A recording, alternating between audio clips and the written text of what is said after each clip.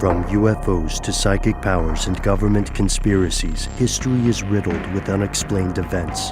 You can turn back now or learn the stuff they don't want you to know. A production of iHeartRadio.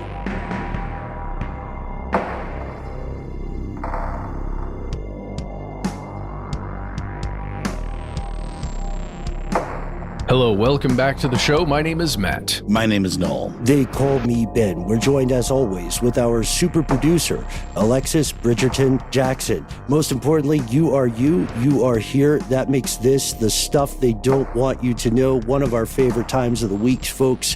It is listener mail. Now, previously, as we had mentioned, we took Juneteenth off, as hopefully all of America does. And we are so excited to return with correspondence from some of our favorite, amazing fellow conspiracy realists. We're going to learn a little bit more about some drugs. We're going to learn about a recent fascination of ours, or an ongoing fascination regarding insurance. We might have some hot takes on quesadillas. Finally. Yeah, right. The time has come. And then we'll learn about some acts of U.S.-supported terrorism, all this and more. Before we do any of that, we've been doing the cold opens now. So, you guys heard any cool jokes? Knock, knock. Who's there? A word from our sponsor.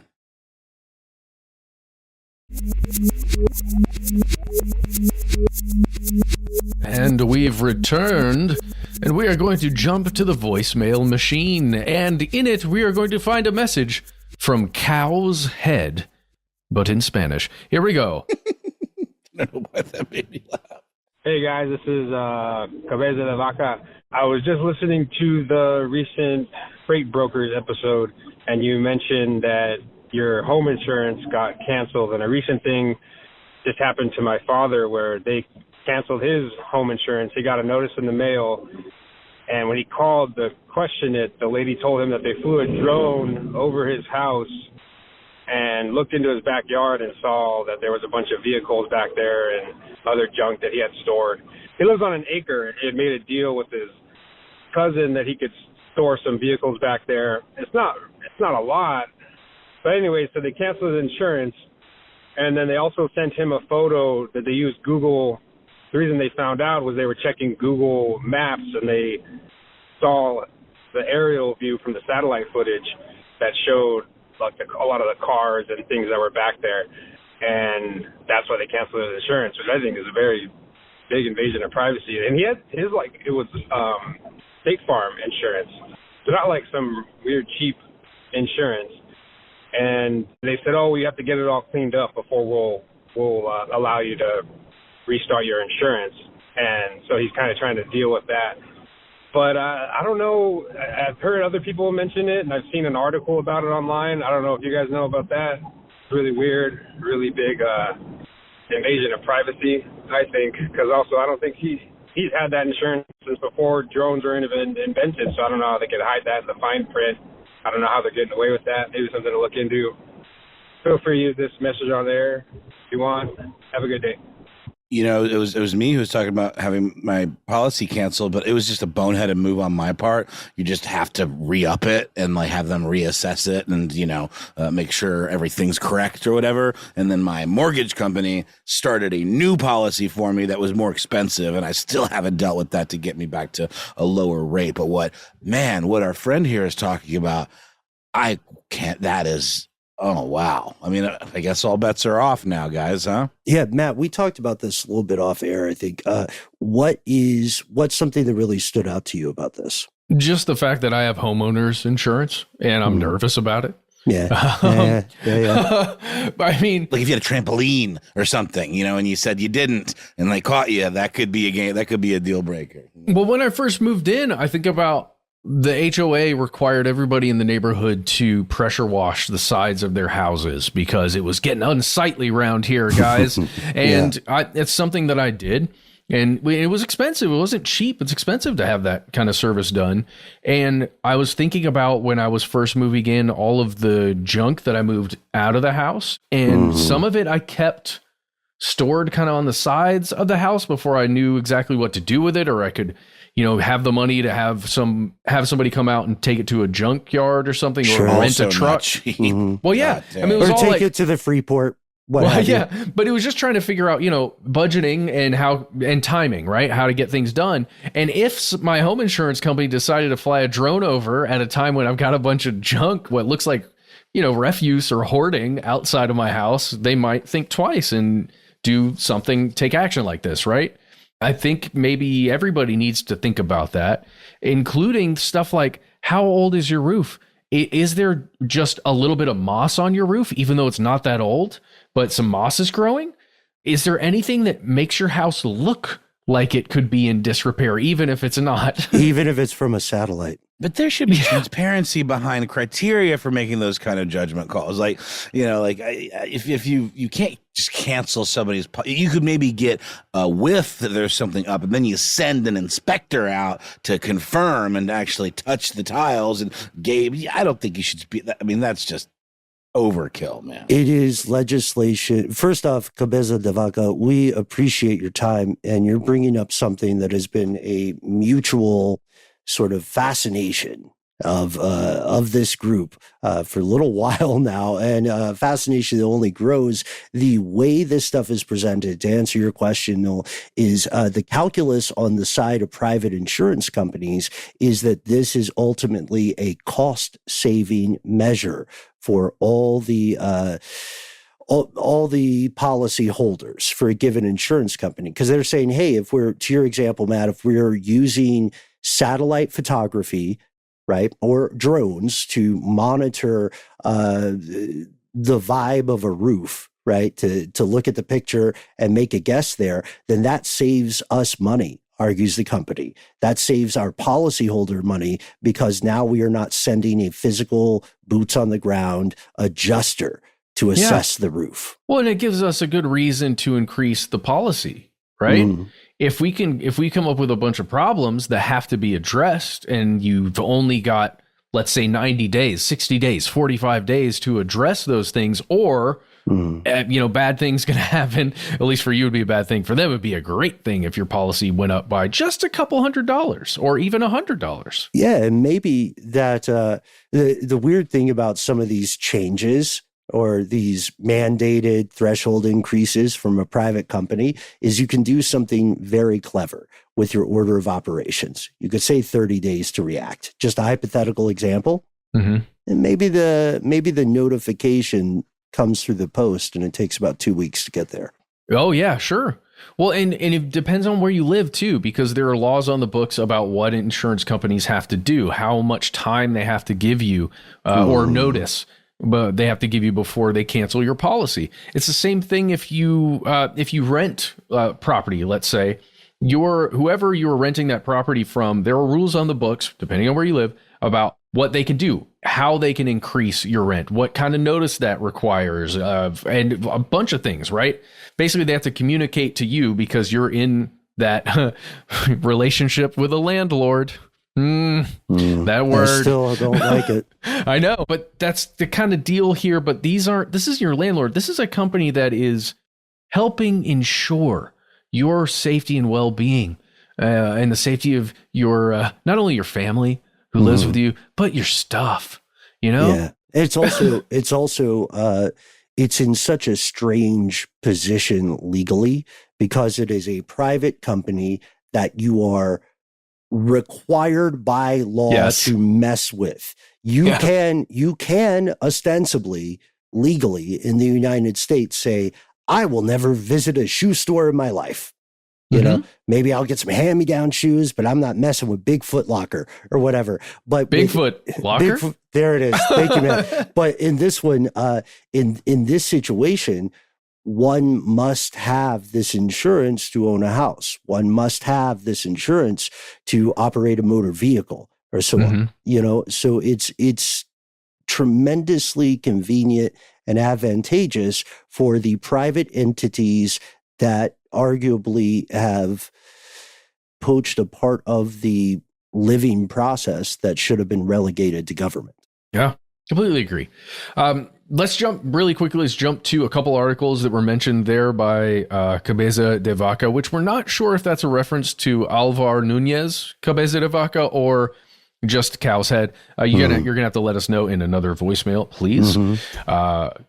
Alvar Nunez of the Cabeza de Vacas was a Spanish explorer. Por supuesto. See. So let's go to this one. This is an article from Boston 25 News and WFTV.com. It was posted May 31st, 2024. The title here is Insurance Companies Canceling Homeowners Policies Using Drone, Aerial Photos. And it gives a couple of very concrete examples where one homeowner was sent a list of repairs that needed to be done on his house.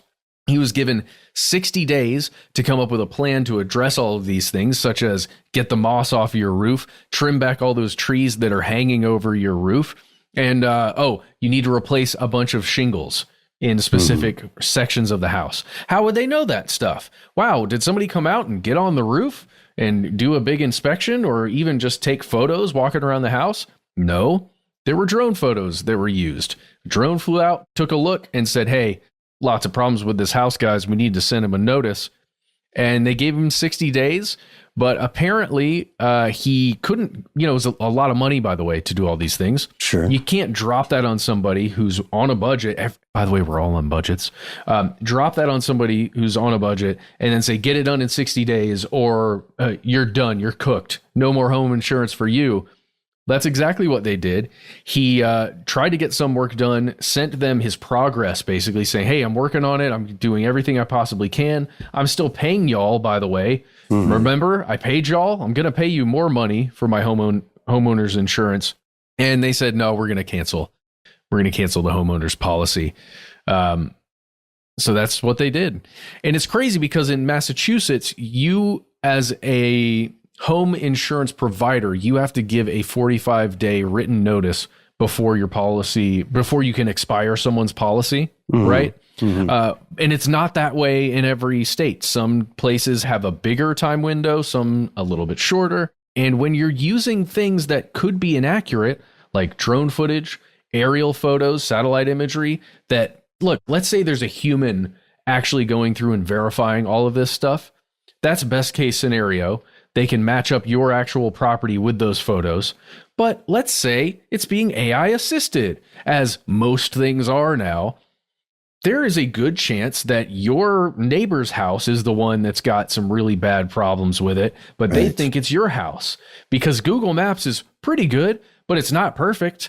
And sometimes they get addresses wrong. Sometimes the satellite imagery is a little off compared to what it should be, or it's old. Think about how bad facial recognition is for humans. This is the same problem writ large in terms of identifying specific homes. And also, I love the point you're making there, Matt, and Cabeza, I think you can agree.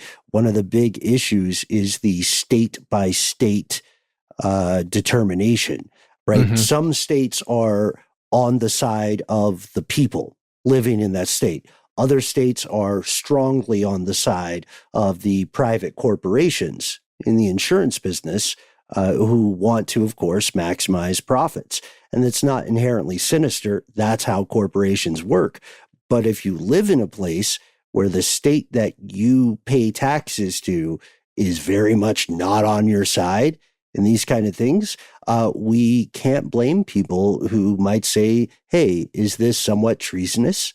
It's definitely unethical. Georgia. Yeah, right. Just so. And with this, what we see, I would argue, Cabeza, is a trend that shall only escalate unless there is serious legislative action, state by state.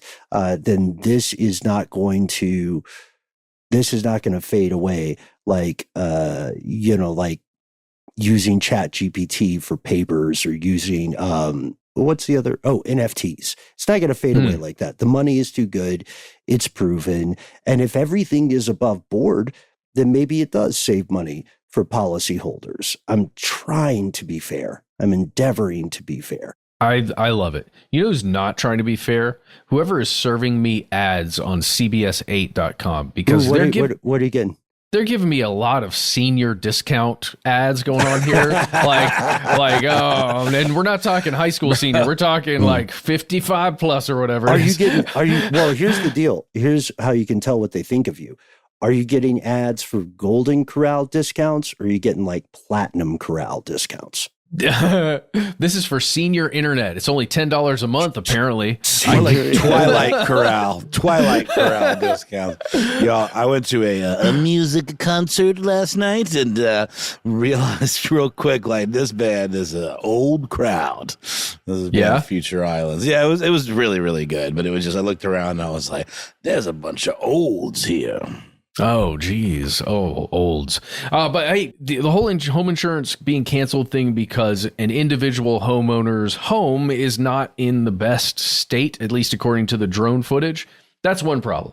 The other big problem that's happening is that these same insurance companies are dropping coverage because the homes are in a region that are being affected more and more and more and more by climate catastrophes. Here we go. By weather, right? Yes. And that is a huge, huge issue that we are going to talk about in a future episode, along with this stuff too. I think we'll probably at least mention it, because home insurance, as we've talked about before, car insurance, health insurance, it's all one big weird racket where everybody pays a bunch of money in, and then they only have to pay a percentage of that out. The rest of it is profits when it's a privatized company, you know. Yeah, I used to work in something like insurance.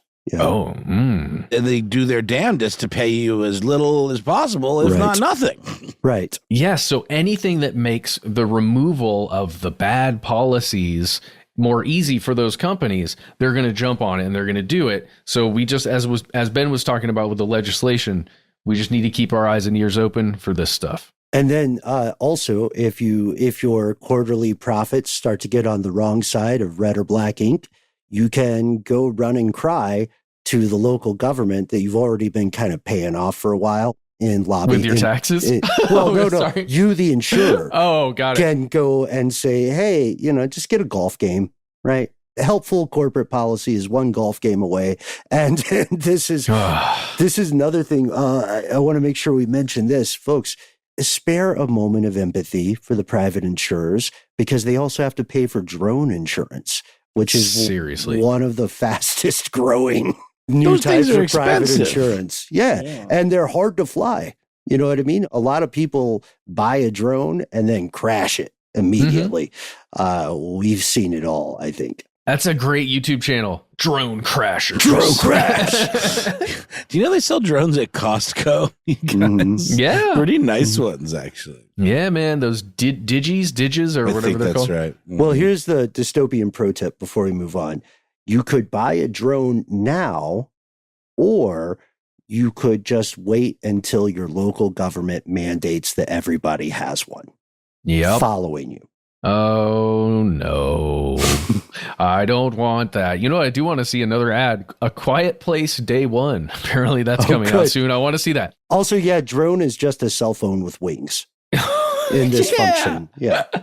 I love that. If the wings function like the larger birds, that have that, they push down really hard and then just kind of glide for a little bit and then push down really hard. I would love to see that. Great. So with all of that, thank you so much, Cabeza de Vaca, for letting us know about that situation. We hope everything works out and it's okay. And let us know how it goes. Give us an update at some point. We'll be right back with more messages from you.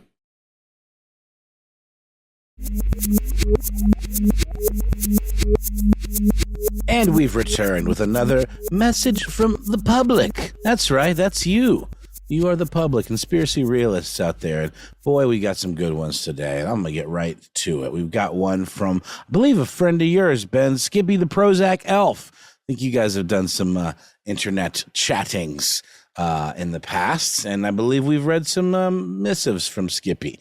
But this one, as I did tease in this week's Strange News episode, does regard the type of off-label prescriptions that we were discussing both in the Strange News episode and in our previous episode on nootropics. So here we go. Good evening, gentlemen. I'm dropping a note regarding something that Noel said about insurance and Ozempic on your nootropics episodes. Ozempic is part of a class of drugs intended initially for the treatment of type 2 diabetes, a condition I have, as did members of my patriarchal line reaching back 3 generations at least. While outrageously expensive at full retail price, it was easy to get insurance to cover these types of drugs once upon a time because they effectively lowered a patient's long-term insulin resistance. Sadly, that is no longer the case. The off-label use of these drugs for strictly cosmetic weight loss purposes has caused insurance companies to strongly curtail and in some cases discontinue coverage of this class of drug. Where I used to pay $20 per month 2 years ago for the formulation that worked best for me, marketed under the brand name Mounjaro, it now costs me $362 per month. I've already been told that going forward, it will be $1,200 a month next year if I want to continue. That's enough per ounce. You'd think it was printer ink. Not dying is damn expensive these days, fellas, but I guess it's fine so long as a few well-to-do folks can knock off 20 pounds. Should you wish to use any part of this on air, I've called in before as Skippy, the Prozac elf. Thank you, and I truly love your show. Skippy, you are speaking the language of some of the conversations that we've been having lately, both in the nootropics episodes and in other strange news. This has really been kind of a fascinating time for this whole off-label thing. It just feels very Wild West. And, you know, it turns out it can result in folks figuring out that some drugs that have been around for a long time might be good for other stuff. And it just feels very like experimenting to me. And I'm just not, I've put in my 2 cents soapbox about how I think it doesn't feel right to me, but I have had doctors use the word off-label before. And I think I've made no secrets about the fact that I did try to lose a little weight, to try one of these, I believe they're called terzeptides, or semaglutides, perhaps, I think. And the one that I tried was Mounjaro, but it was made in a compounding lab. And the news started coming out about it having real weird side effects. But my doctor did prescribe it to me off-label, and my insurance company promptly rejected covering it, and it would have cost about $1,300 a month. Obviously, that's something that I could say, you know what, maybe I'll hit the gym more and watch what I eat. That's what I can do. I don't need to pay that, which is what I've been doing, and I feel all the better for it. But someone like Skippy doesn't have the luxury of just saying, maybe I won't take my life-saving medication that allows my body to process insulin differently. You're just stuck paying the $1,200, and it's all of these kind of Hollywood a-holes. And that's not just in Hollywood. And I'm being completely honest. I count myself among them, though I did discontinue, that are causing the insurance companies to whole hog not cover this drug, even for the people that need it. Well, guys, I think we're aiming at the wrong person here. Just because I don't think it's the end user's fault. They found a way to make use of it. I think it's the company. Look at those numbers. $20 per month to $1,200 per month. Do you guys know how much of a percentage increase that is, or i.e. the profits per human being? 5,900% increase, if those are the actual numbers. 5,900% increase in profit for the company producing you the can't drug. Not do it. And you know, as much as we like to poo-poo insurance, we got done with the whole segment doing it. It's kind of a messed up industry in a lot of ways. But you're right. I don't think it's the insurance company's fault, because they're getting flooded by requests to insure this, the use of this medication. And my doctor even said, I kind of know what to say to get the insurance company to cover it. Wow. Like, he said that to me, and I was like, that's bold, because, you know, it's your blood sugar, dude. That's exactly right. You know, like, what are we going to, duke the stats there or whatever? It seems like your pill mill story, Matt. Mm-hmm. And honestly, the way some of these doctors toss out these offers of these prescriptions does feel vaguely pill mill-ish. And I was you could sell it No, Oh, you could still sell it for $20 a pop, for $100 a month, right? Like that's still a massive increase. These companies it's a massive are like increase in demand. Why exactly. you gotta just let the demand be the. I just we talked about like Farmer Bro and the whole thing with what's his face Skrelly. Not to mention what he's done to the Wu-Tang Clan. Don't even get me started there. But his whole thing about jacking up the profits for the prices for these life-saving drugs to put profits first. And unfortunately, because of the system that we find ourselves in, with like pure capitalism, that's like, not only is that okay, it's sort of like the name of the game. And I just feel like there should be a different classification for stuff like this, where there should be regulations that don't. I mean, maybe there are. Do you guys know? Aren't there protections for things like this that you shouldn't be able to do this? I just don't understand how it's allowed. Oh, first off, Skippy, great to hear from you, man. And love interacting with you on social media. Always realize you can reach out and touch Faith. To your question, Noel, the idea of protections, like Matt was saying earlier, and like we said in previous episodes, the pickle is it goes state by state, right? There are federal level regulations, but they are often as vague as the language of the Constitution or the first 10 amendments.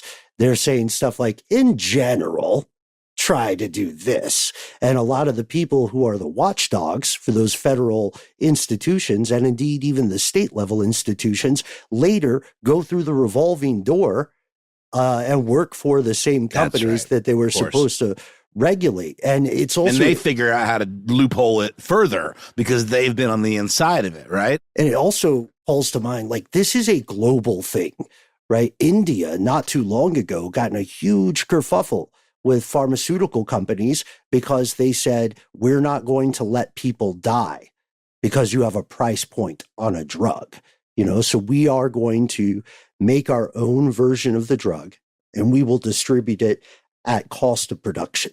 This is something we run into with all kinds of industries in the United States and in the international sphere too. Like, future historians are going to think it is absolutely bonkers that the exact same chemical substance would cost, $20 in one place and then $200 in another.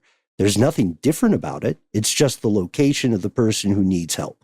Yeah. It would be awesome if they could somehow officially separate the drugs. And I know these companies have been attempting to separate their two versions of the drug, right? One that is specifically for someone who needs to regulate blood sugar and then someone who wants to use it as a weight loss adjunct.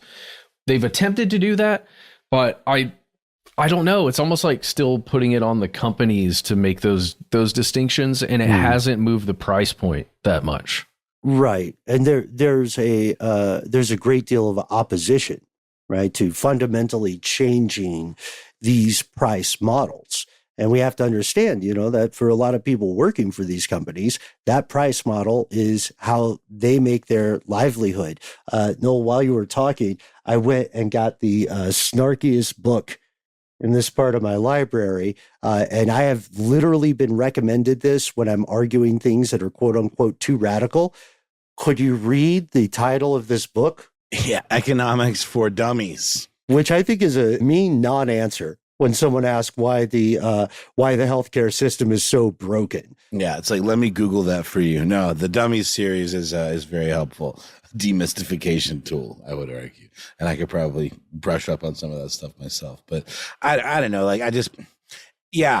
Broken is exactly the right word for so many reasons we've actually talked about in the last couple of episodes in depth. But this just feels like such a cash grab. And like now, I mentioned mail order pharmaceuticals, like through companies like Hims and Hers. Sure. They are actually starting to carry, I guess, what you might call a more generic version of Ozempic that you can get on mail order. So I guess they're a business model that's sort of responding to the kind of crises we're talking about here.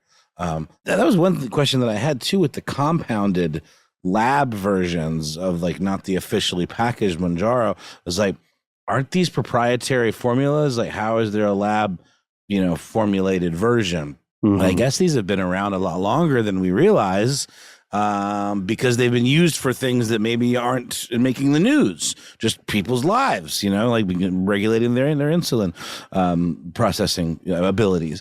But now all of a sudden they're being used for this other purpose, and people think that they're brand new. They've just been created overnight, and that's just not the case. Yeah, because otherwise they would not have heard of these substances unless they had the specific need. Right. Right.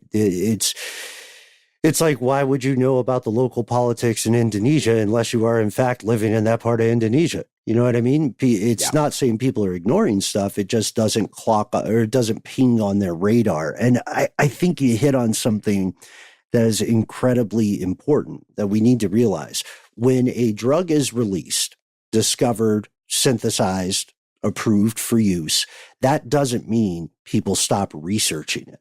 Right? They continue to see what other sorts of efficacy or damaging side effects may be inherent in that substance. Well, and inherent in the whole off-label thing is one reason that I didn't even, pursue further continuing with these medications.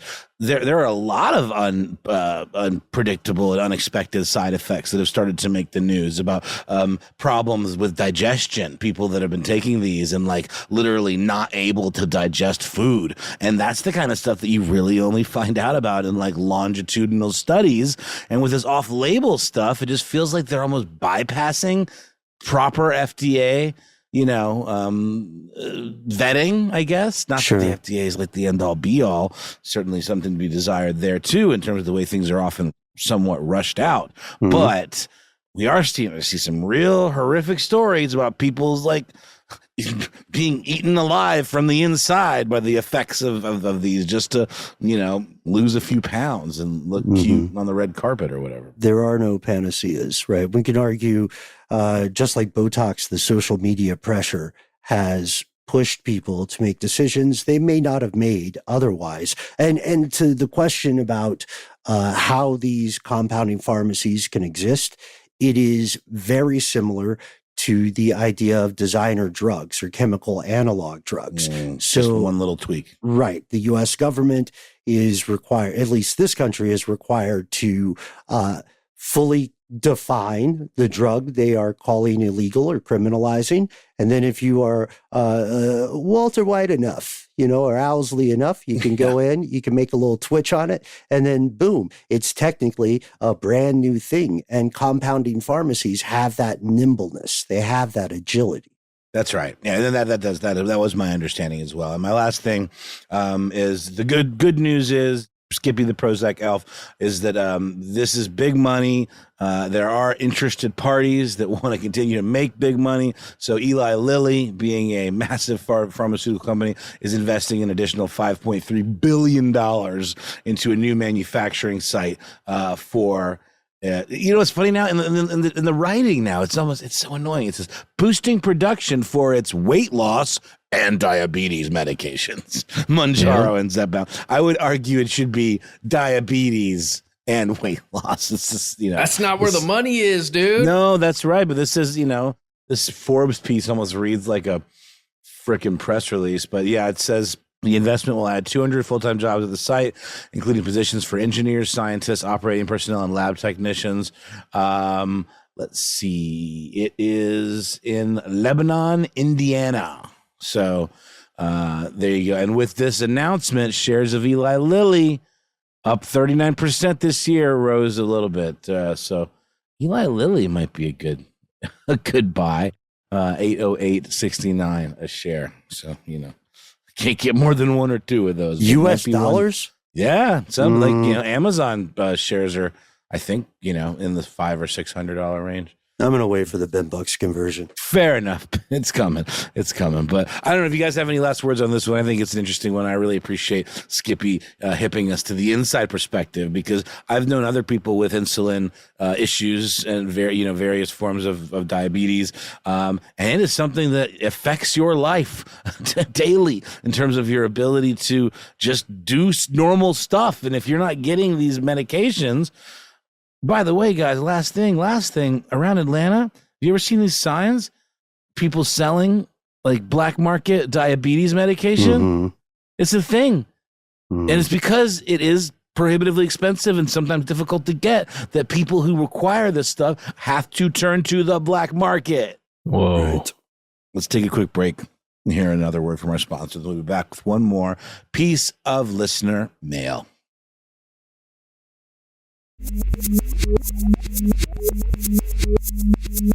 And we have returned a couple of things. We'll have a letter from home. But before we do that, we want to give a big shout out to Ryan. Ryan, you wrote the following. Good afternoon. Have you all done an episode on the MOVE group that Philly police bombed in 1985?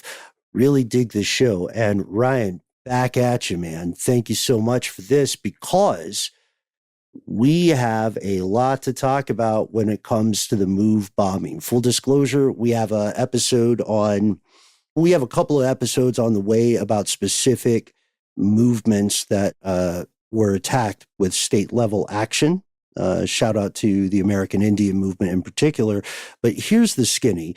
For anybody who doesn't know, on May 13th, 1985, the Philadelphia Police Department was at a loggerhead moment with a black liberation organization called MOVE, which exists today. MOVE was originally called the Christian Movement for Life.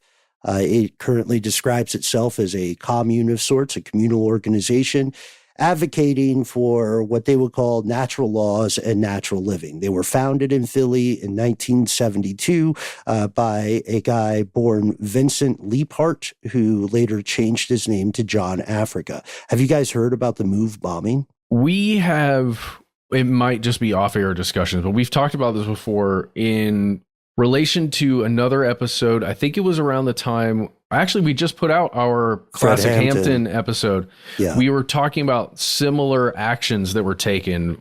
And then we were talking about Waco and Ruby Ridge and those things. Sure. The MOVE attack, if maybe, I don't know what you want to call it, but that was a similar thing where it seemed like a pretty aggressive set of actions taken against a group that didn't. I know this one's a little more, well, they're all complicated, right? All those situations, but I don't know. I don't know the specifics. This one's a sticky one. Yeah. And we did, you're absolutely correct. And thank you, Matt. We did mention some of these other altercations, which is almost a dismissive word. We don't mean it in that sense, but these conflicts, right? What you could call battles, in the sense of war studies. The Philadelphia Police Department dropped 2 explosive devices from a helicopter onto a house occupied by MOVE. The members of the organization MOVE, you don't have to agree with their ideology or specifics thereof, they were civilians. And what happens when you drop explosives on old houses in Philadelphia? Spoiler, they catch on fire. And what do you do if you are a first responder, if you're the Philly Fire Departments or you're the Philly PD? Well, you're supposed to stop the fire and you're supposed to help the people caught in those flames. Instead, the Philadelphia Police Department just watched the fire burn. They just let it go for a while, aka teaching MOVE a lesson.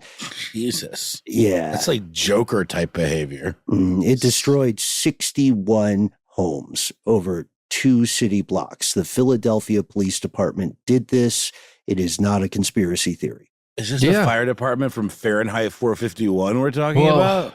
It's intense, man. I just jumped to and evacuate the surrounding homes, to be clear. They did, but they also killed 5 adults, or 5 children and 6 adults. 5 children and 6 adults. They did. They also left 250 people homeless. Yeah. There's a quote in some of the writing about this that I completely forgot. They showed up and they said, according to some official, this is actual reporting. Right. This is what the police said, quote, "Attention, MOVE. This is America. You have to abide by the laws of the United States." And they were literally given 15 minutes to get out of the house. And then when they didn't, it just escalated. I'm sorry, what's their beef with this organization exactly? Like, I get the gist, I think, but they were parole. Parole. I would say state action subjugating Black Americans. Oh yeah, is the 100%. primary thesis here. But the official crimes that were committed were parole violations. A couple people were contempt of court because they didn't show up. Yeah, right. There was a zoning thing. Yeah. Yes, and they had firearms. Right. And this was the second of one of their major altercations with Philadelphia police. In 1978, there was an earlier standoff. One officer from Philly PD died. 16 first responders, meaning firefighters and officers, were wounded, as well as members of the organization MOVE itself. What we see here differs depending on the perspective of the observer. It is a sociological version of what we could call the observer effect. If you find yourself very much opposed to the ideology of the MOVE organization, then you may be tempted to think in terms of a greater good, right? Philly PD did an objectively evil thing, but they did it to prevent further evil things.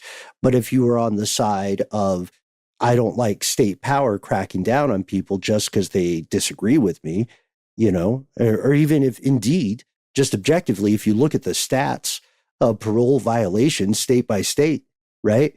Or some problematic gun ownership stuff, right? Contempt of court. A ton of people, unfortunately, some of us listening right now are technically in contempt of court, and you just don't know it because you got a traffic ticket you ignored and you didn't show up. Yep. So now you're in contempt. You might have a little warrant out. I've ended up in jail for that very reason. I had mailed in a payment for a traffic citation, and it didn't get there in time, or didn't get there. And then I got into a little fender bender, and I was very much in contempt of court, and I got taken to jail. And it sucked. And you know who was in that jail cell with me? A dude who had been in a very similar situation, but couldn't afford to get bail bonded out and had lost his job as a result of being held there for multiple days. So where's the money going to come from now? The government. I'm sorry. And it's kind of self-defeating. It's just so the lack of humanitarianism, in some of these organizations is mind-boggling. We'll get it when you make all the goods you'll produce for us whilst in prison. Also, this probation company is a private entity, and you have a subscription fee. So the back to the MOVE organization here, to answer some of your questions. We do know that later there was a federal lawsuit, and they did find Philly PD guilty of violating constitutional protections and of the excessive use of force. However, make no mistake, it's not bringing those civilians back from the dead. And this is one of those stories that becomes kind of easy to ignore. And the reason we're bringing this out here, first off, thank you, Ryan, is we want to hear more stories like this. History is always closer than it looks in the rearview mirror. 1985 was not that long ago, right? And we see other actions like this in multiple instances. As Matt noted, please check out our earlier episode, Who Killed Fred Hampton? It is worth a listen, even if you don't find yourself, particularly enthused by this type of conspiracy. These conspiracies are real. Never forget, it goes deeper than the government's debt. I'm going to stop freestyling.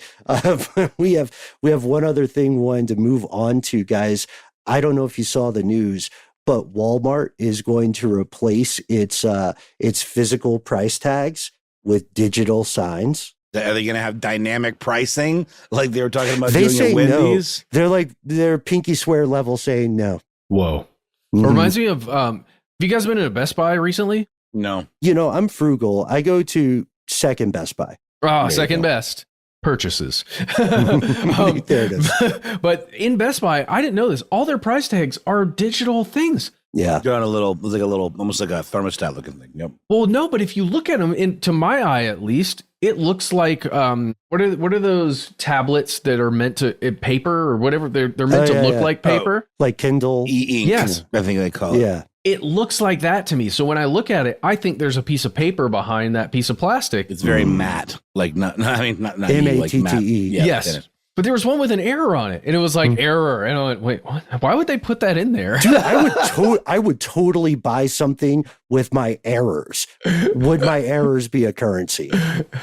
I will say the thought of hand pricing the amount of inventory that a big box store like that would have is mind-boggling to me. It is a tedious activity. I think this is good for everybody. I don't necessarily think it'll affect jobs because there's not just one job for the price tagging. But I mean, it's certainly, could have consolidation potential, but I fully applaud this move. I'll get to that point in a sec. We've got another letter. I'll keep this brief from Nutcase, who says, "Hey guys, Nutcase from Tennessee here.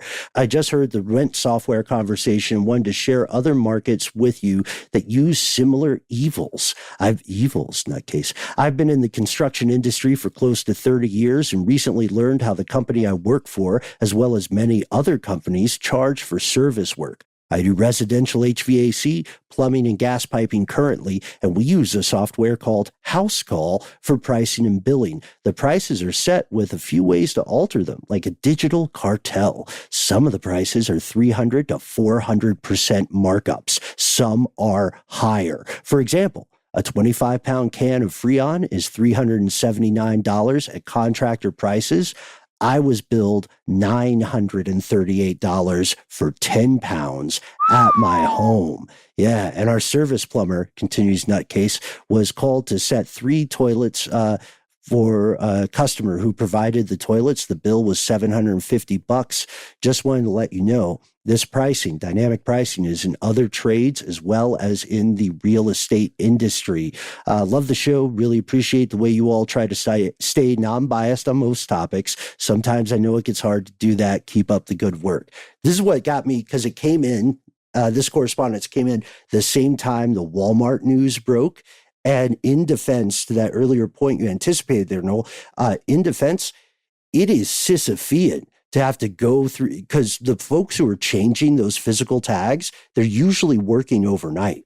It's like long division. There aren't a ton of shortcuts, right? Or good audio editing. There are not a ton of shortcuts. So you have to go product by product, rip off the little, $359 and then put in the little $349, and you start to think, what is life? I was telling you guys off air, I just went to a store to get something for my son. Yeah. And while I was in there, the employees were doing exactly what you're describing, going around and changing all of the price tags on all of the stuff. And it's interesting because it was such a monotonous thing to do that took so much time. It was just crazy to watch it happen. The entire time I was in the store, which was like 45 minutes or something. Yeah. I'm with the idea, though. It seems inevitable, like you were talking about with Best Buy. As long as everyone's a good faith actor, this is a actionable solution. It's saving money. It's helping people. It's definitely helping the psychology or the psychological state and mental wellness of some of the employees, but still the shadow of surge pricing, dynamic pricing looms, right? It always starts as an incentive. The way that Kroger, a popular grocery store here in the United States, instituted, or I should say deployed, the Kroger card, right? Give us some of your information, and at first you will get a discount. But now, if you go to any Kroger and you don't have that card, you will essentially be taxed, right? Wow. Just like social credit over in China, it starts as an opt-in. Well, and like any kind of perceived, savings most of the time or whatever, even we're talking about like shifting around, whether we pay tax or get more tariffs or whatever it is, you're paying for it somewhere. You're definitely paying for it somewhere. And in the case of, so to bring it back around to what we talked about in the last listener mail episode, to bring it back around to social media. And if you're not paying anything for it, then you are the product. No question there. Yeah. And with this, I think we're going to ask our fellow conspiracy realists for more firsthand experience with what we will call dynamic pricing or surge pricing. And this goes, I thought this was a nice thematic thread with the concept of different pricing for the same drugs in different parts of the world. What is the actual price of a thing, a good or a service? And indeed, who should determine that price? Is there any recourse against bad faith actors here? I don't want to sound cynical, but I am almost entirely certain that digital price tags in brick and mortar stores are going to be the new normal. And I am likewise almost certain that they will be used to manipulate prices to the advantage of the stores. It's just interesting how it's a slow burn kind of, or like a frog in boiling water, where there are certain industries that we totally accept dynamic pricing. We don't like it, but we accept it. Airline tickets, even certain, fees and stuff for concert tickets or whatever, more so the airline thing. Hotel room rates, it all fluctuates depending on demand and supply. So it's not that far of a walk to think that could eventually just include, we know that McDonald's prices are up 1,000% year over year or whatever. Why not just do that daily, a little you at a time. remember when you could go to the dollar store and things cost just $1? I'm just saying, it's like Farm remembers. They sure do. I'm just saying, we're almost kidding ourselves that we're not already being dynamically priced. It just doesn't happen on the daily. It happens over a longer period of time. Just wait till it hits the hospitals, my dudes. It's on the way. No. We can't end like that. This is going to be the conclusion of our listener mail program. We like to end it with a little bit of a letter from home. This is a special one, guys. This is what we can call a letter from home, IRL. Talked with some locals who appear to enjoy our podcast. We got made over at Elmere, so dropped off a book and a little t-shirt with our buddy Sam, who is opinionated about quesadillas. What's his take? Oh, wait. Sandwich? I know what this is. He's for him. Not sandwich? I need more than that. Oh, wait. He likes them. But is it a sandwich? I didn't ask him that. Dang it. We're Sorry. exercising diplomacy. We've got to deepen the relationship before we get to the real geopolitical issues. That's a big I know one. who Could this make or is. break a friendship. This is former security guard, MTG. We also know there is a letter from home that, well, shout out to you, Sam, and thanks for supporting the show. We always love to be able to interact with people in the real world. And Elmere has a fine quesadilla, by the way. They have a great selection of quesadillas, which is a weird sentence to say at our jobs. But they like their green burrito with all the veggies and stuff and the spicy sauce. Now, here's Good the burrito. thing. Here's the thing. Those burritos, yes, agreed. It is known. They are amazing. Elmere burritos, this is the way. However, they're big burritos. Those are like barrel burritos. I've never eaten one in a single sitting. I think the green burrito qualifies. Maybe there's a bigger one that I'm not aware of, but it is about, forearms. It's like a Popeye forearm. Yeah. Full of good superpower imbuing veggies. Yes. We also have one letter from home that we might save for later. Stuff They Don't Want You to Sandwich has given us as a professional courtesy, a warning about our somewhat controversial discourse on lasagna, tacos, and sandwiches. Oh yeah, that's the one. That's the one I was thinking about. Yeah. That's the one I was thinking about with former security guard and MTG. It was this specific warning. Do we want to just play it? We'll go out on that one. Yeah, okay. Please. All right. Yeah, I haven't here we heard go. this. Just wants to point out a couple things. Here we are. We're never above corrections or clarification, folks. We're all in this together, and we received a courteous diplomatic warning from a colleague of ours. Stuff They Don't Want You to Know. It is I, Wayne. Stuff They Don't Want You to Sandwich. And I'm actually calling in response to your most recent listener mail episode where you discuss tacos and lasagna as, well, no other way to say it, sandwiches. The pain I in gotta his tell voice. The fall pain. directly into my purview. So I'm going to have to ask y'all to keep your little podcast,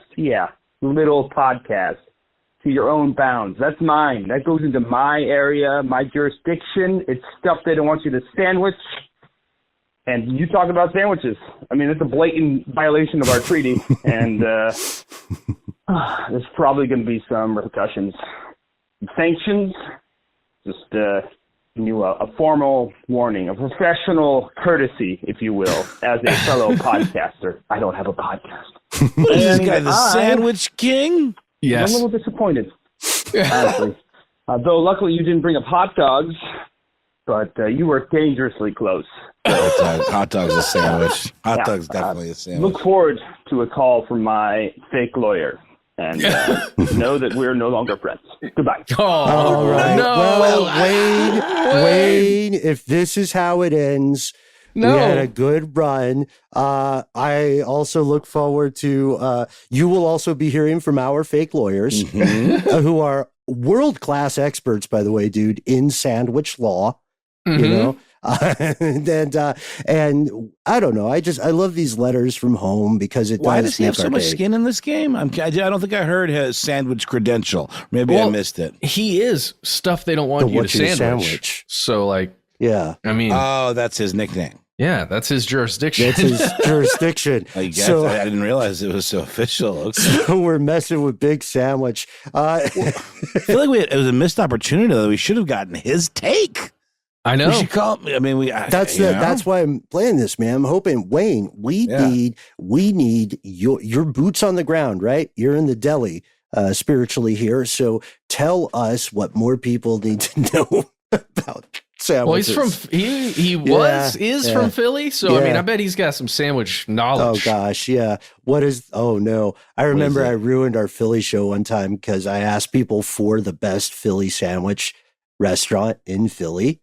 Well, you got Geno's and Pat's. Those are very, I thought some folks were talking to us after the live show, but they just came up and argued about sandwiches in front of us. Yeah. It was amazing. Geno's and Pat's are right next to each other. Those are the kind of the more touristy ones. But then if you really talk to someone who knows their business, they won't even mention those. They'll mention some special hole in the wall, off the beaten path, steak joint. So shout out to Cabeza de Vaca. Shout out to Skippy the Prozac Elf. Shout out to Sam. I'm calling you the Emperor Quesadillas from now on. Shout out to our new geopolitical rival, stuff they don't want you to sandwich. And big thanks to Ryan. And thanks also to everybody who took the time to write in, to contact us or support us on social media. Thanks for everybody who dialed our number. Join up with us. The exploration continues. Go to the edge of the map and walk with us into the dark. We try to be easy to find online. Find us online at the handle Conspiracy Stuff, where we exist on X, FKA, Twitter, Facebook, where we have our Facebook group. Here's where it gets crazy, and on YouTube, where we're throwing video content at you, willy and or nilly. You can find us at the handle Conspiracy Stuff Show on Instagram and TikTok. If you've got a way to make phone calls, then point your device towards 1-833-STDWYTK. That's us. It's our voicemail system. When you choose to call, give yourself a cool nickname, and then say whatever you'd like. Just do include whether or not we can use your name and message on one of our listener mail episodes, such as this one.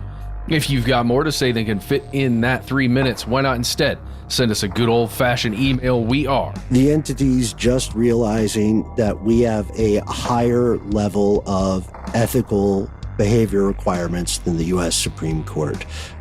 Drop us a line. Be well aware, sometimes the void writes back. We'll see you in the dark.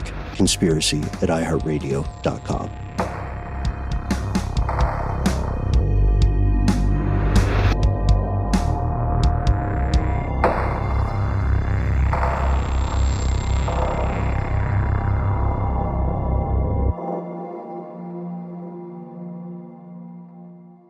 Stuff They Don't Want You to Know is a production of iHeartRadio. For more podcasts from iHeartRadio, visit the iHeartRadio app, Apple Podcasts, or wherever you listen to your favorite shows.